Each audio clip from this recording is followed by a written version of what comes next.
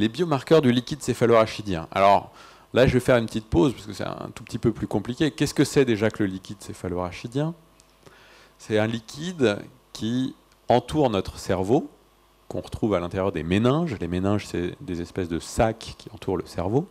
Et dans ces sacs, il y a ce liquide céphalorachidien.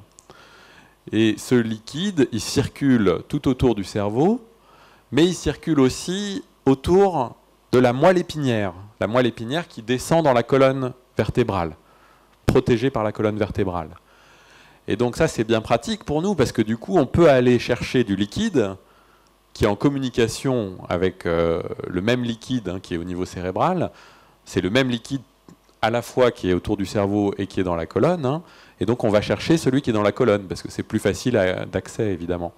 On va le chercher par le biais d'une ponction lombaire, qui est un geste pas très invasif, finalement, enfin, qui est plus invasif qu'une IRM, parce qu'il y a quand même une piqûre, mais qui est un geste qu'on fait en pratique courante dans notre unité et qui fait pas infiniment plus mal qu'une prise de sang, finalement, même si c'est un petit peu plus complexe et ça demande une expertise un petit peu plus différente. Et alors ce liquide, pourquoi est-ce qu'il est si intéressant? Parce que, comme je vous disais, il baigne le cerveau et il y a beaucoup d'échanges qui se font entre le cerveau et ce liquide céphalorachidien. Et donc dans le liquide céphalorachidien, on peut doser les mêmes protéines qui sont le peptide bêta-amyloïde et la protéine tau. La protéine tau, en plus, on peut avoir l'information, est-ce qu'elle est normale ou est-ce qu'elle est anormale, phosphorylée. Et donc ce qu'on voit là sur ce petit graphique, ça c'est ce qu'on appelle des courbes de survie. Et en fait, ça montre la survenue d'une maladie d'Alzheimer. La courbe en bleu, c'est des personnes qui se plaignaient de la mémoire au début, qui avaient un trouble de la mémoire léger et à qui on a fait les marqueurs. Et ces marqueurs étaient normaux. Et ben on voit qu'il y a finalement très très peu de survenue de maladie d'Alzheimer dans cette population bleue.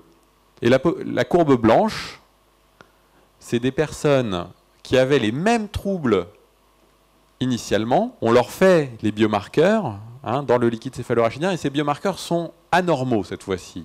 Ils sont pathologiques. Et bien on voit que si on suit ces personnes au fil du temps, ça c'est 60 semaines, eh bien il y a un maximum de survenue de maladies d'Alzheimer chez ces personnes. Plus on est vers le bas, plus il y a des maladies. D'accord ? Donc vraiment, ces marqueurs sont très utiles et très discriminants dès un stade très léger de la maladie pour dire, finalement, une maladie va effectivement se déclarer chez ces gens-là. Alors je dis se déclarer, en fait, on ne devrait peut-être pas dire se déclarer, parce qu'il faut bien comprendre qu'à ce stade-là, les gens étaient déjà malades. C'est juste que l'expression clinique de la maladie était quasi imperceptible. D'accord ? C'était des gens qui étaient au même niveau que des personnes saines, qui eux aussi se plaignaient de leur mémoire.